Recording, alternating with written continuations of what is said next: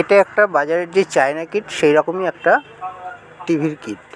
এই কিটটাতে সব জায়গায় ভোল্টেজ সব ঠিক আছে, 5 ভোল্ট, 8 ভোল্ট এবং ড্রাইভার ট্রানজিস্টরের ভোল্টেজ, ড্রাইভার ট্রান্সফরমার ভোল্টেজ, কিন্তু ট্রানজিস্টরের ভোল্টেজও ঠিক আছে, 110 সাপ্লাইও ওকে, ইএসটি হচ্ছে না। তো সেক্ষেত্রে আমরা কী করেছি, আমি কী করেছি দেখো, এখানে ট্রানজিস্টর যেটা দেখছো, এই যে আউটপুট ট্রানজিস্টর, এই আউটপুট ট্রানজিস্টরের এমিটারের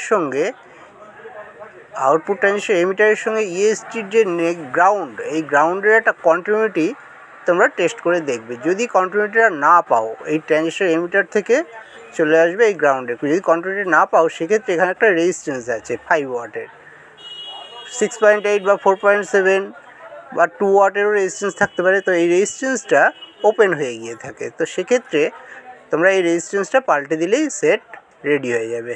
রেজিস্ট্যান্সটা এই যে তোমরা দেখতে পাচ্ছ, এই সাদা রঙের রেজিস্ট্যান্স এইটাই।